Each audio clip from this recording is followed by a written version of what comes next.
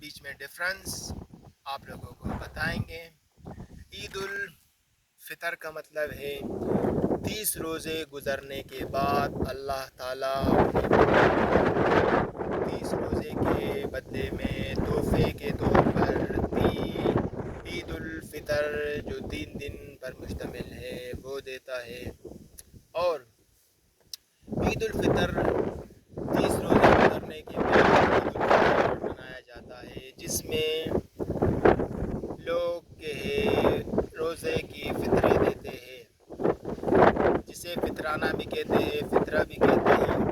اور روزے کی فضیلت یہ ہے کہ روزہ جو شخص رکھتے ہیں 30 دن، سائنس بھی اس کے بارے میں ریسرچ کی ہے، سائنس نے کی ہے 30 دن جو شخص بھوکا پیاسا رہتا ہے، ویسے تو بھوکا پیاسا اس طرح 30 دن نہیں رہتے کہ 30 کے 30 دن لگاتار ہم لوگ نہ کچھ کھاتے ہیں نہ کچھ پیتے ہیں۔ فار ایگزامپل کہ فرسٹ روزہ ہم لوگوں نے رکھا تو پھر 30 روزے کو 30ویں روزے کو پھر ہم لوگ اپنا روزہ کھولتے ہیں، بھوک ہڑتال نہیں کرتے، مقصد روزہ رکھتے ہیں۔ پہلا روزہ صبح کو اذان سے پہلے اٹھ کر ہم لوگ سحری کرتے ہیں، سحری کرنے کے بعد پھر افطاری رات کو عشاء کی اذان مغرب کی اذان پر روزہ کھولا جاتا ہے۔ اسی طرح پھر بعض لوگ جن میں سے چند لوگ روزے رکھتے ہیں، جن میں سے چند لوگ سال میں 365 دن ہے، 365 دن میں سے جو شخص 30 روزے رکھتا ہے وہ صحت مند، مثال خون میں جتنے بھی کینسر کے سیلز ہیں وہ ڈیڈ ہو جاتے ہیں اور 30 دن مکمل ہونے پر وہ ختم ہو جاتے ہیں انسانی جسم سے۔ اور اضافی کولیسٹرول جو انسانی جسم میں ہوتا ہے، فیٹ وغیرہ، اس کے علاوہ چربی وغیرہ انسان کی کم ہو جاتی ہے۔ انسان میں اپنے آس پاس کے یتیموں، غریبوں، مسکینوں کے بارے میں پیار محبت پیدا ہوتا ہے۔ تو فطرانے کا یہ مقصد ہے کہ مثال جتنے بھی یتیم لوگ ہیں، غریب لوگ ہیں، بیوہ لوگ ہیں، وہی فطرانہ ان تک پہنچایا جاتا ہے۔ پھر اس فطرانے سے یہ غریب لوگ اپنے لیے کپڑے لیتے ہیں اور اپنے عید کے شاپنگ کرتے ہیں۔ یعنی ہم اپنے عید تو مناتے ہیں، عید منانے کے ساتھ ساتھ آپس میں خوشیاں بانٹتے ہیں۔ آپس میں خوشیاں کس طرح بانٹتے ہیں کہ ایک دوسرے کے ساتھ ہم اسلام نے ہمیں برابری کا درجہ دیا ہے۔ جس طرح کے نان مسلم میں آپ دیکھتے ہیں کہ میں تو ان کے بارے میں بیان نہیں کروں گا کیونکہ کوئی کسی میرے فالوور کی دل آزاری ہوئی، میرے فین فالوور نان مسلم بھی ہے، مسلم بھی ہے، آل اوور دا ورلڈ کی سبسکرائبرز ہیں۔ بات یہ حقیقت ہے کہ انڈیا میں نے کئی برسوں ویڈیو دیکھا کہ بھائی ہندو جو مذہب ہے ان میں ایک نچلے ہوتے ہیں، ایک امیر ہوتے ہیں، پتہ نہیں کیسے کہ جو نچلے جو قوم ہوتے ہیں ان پر کہ جو امیر قوم ہے وہ کہ ظلم کرتے ہیں، ظلم و ستم کرتے ہیں۔ اسی طرح ہمارے اسلام میں اس کے مد مخالف غریب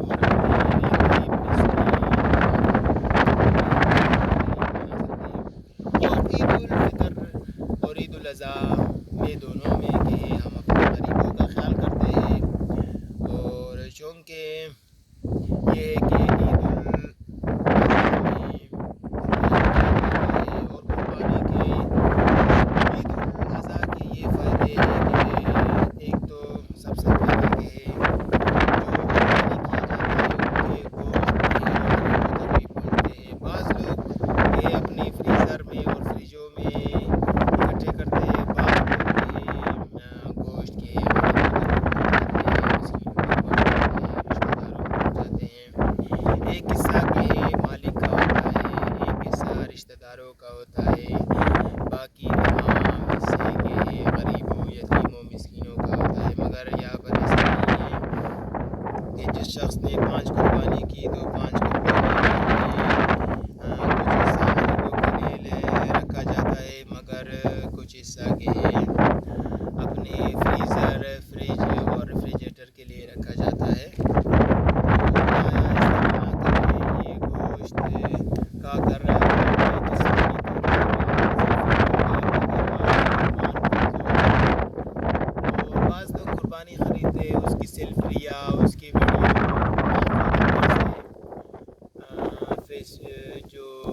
کہ اپنے فیس بک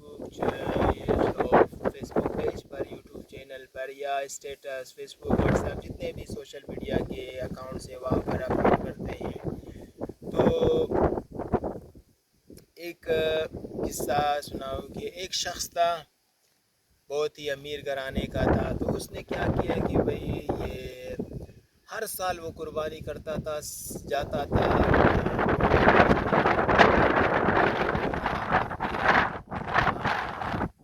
مہنگا سا مہنگا محفلیں ہوتی تھی، اس کے گھر کے سامنے محفلیں ہوتی تھی، لوگ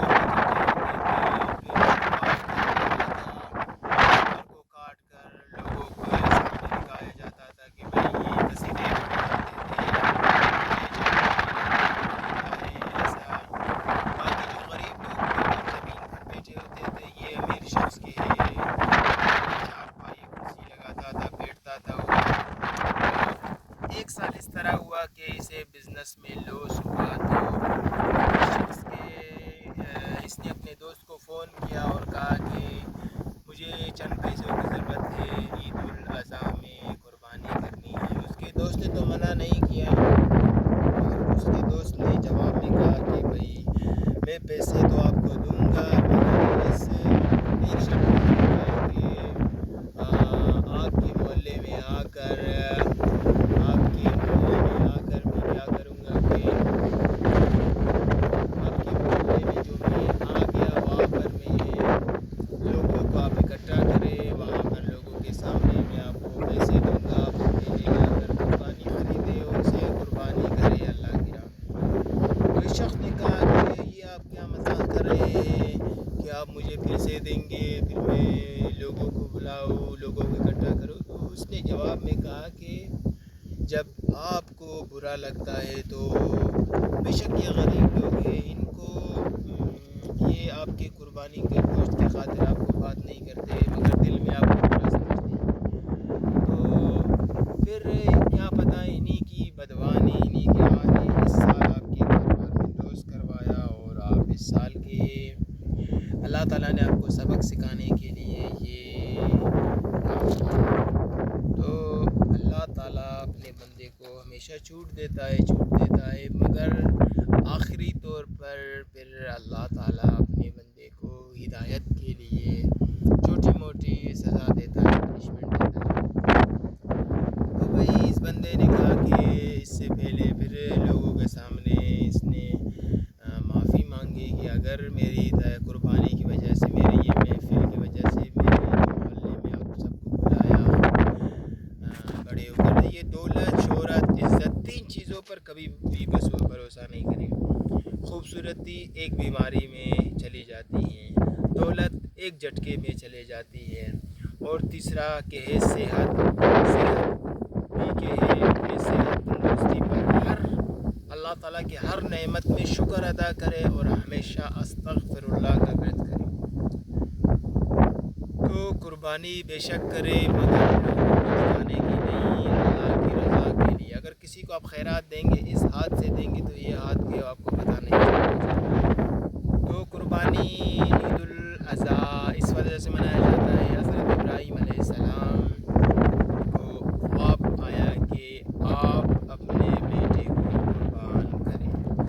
تو حضرت ابراہیم علیہ السلام نے اپنے بیٹے سے، اسماعیل علیہ السلام سے صلاح کیا کہ بھائی مجھے خواب آ گیا ہے کہ میں آپ کو اللہ تعالیٰ کی راہ میں قربان کر دوں.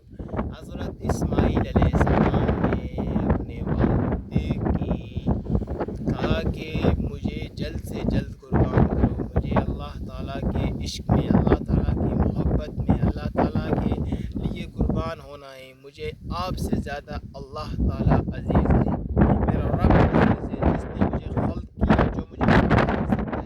اگر آپ قربانی نہیں کرو گے تب بھی مجھے دنیا سے جانا ہے، اگر آپ مجھے قربانی کرو گے تب مجھے عظیم و شان، میرا عظمت بڑھے گا، میرے شان بڑھے گی. انبیاء کے پہلے کے دور میں ان کا ایمان مضبوط تھا. تو حضرت ابراہیم علیہ السلام نے حضرت اسماعیل علیہ السلام کو قربان کرنے کے لیے لے گئے. راستے میں شیطان نے 3 مرتبہ راستہ روکنے کا کوشش کیا اور کہا کہ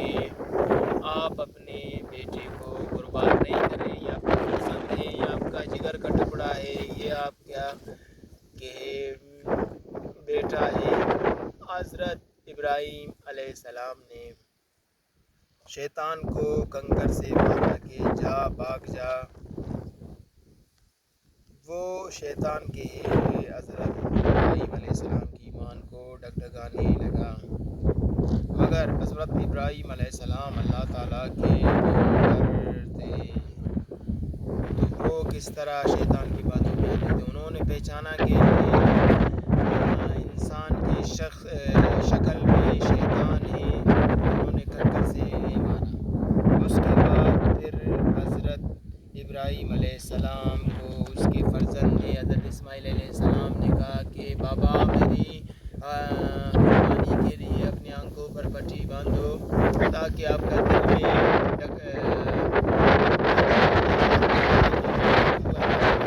اپنی فرزند کو قربان کروں. حضرت ابراہیم علیہ السلام نے اپنی آنکھوں پر پٹی باندھی اور حضرت اسماعیل علیہ السلام کو قربان کرنے کے لیے تیار ہوئے. جو ہی حضرت ابراہیم علیہ السلام نے چوری حضرت اسماعیل علیہ السلام پر رکھ دی، اللہ تعالیٰ نے جنت سے ایک مینڈا بھیجا، جنت سے ایک دمبا بھیجا. تو حضرت ابراہیم علیہ السلام نے کہا اے اللہ میرے اپنے تیری راہ پر قربان کر دیا. حضرت ابراہیم علیہ السلام نے جو ہی پٹی اتار دی تو حضرت ابراہیم علیہ السلام کے فرزند کی جگہ جنت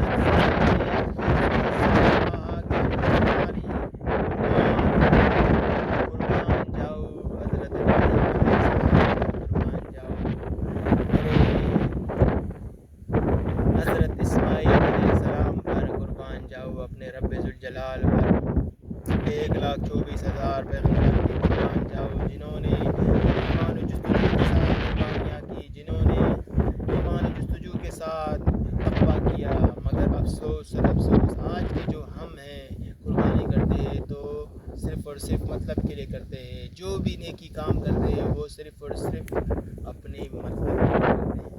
شکریہ دوستو، ملتے ہیں نیکسٹ ولاگ میں، نیکسٹ ویڈیو میں.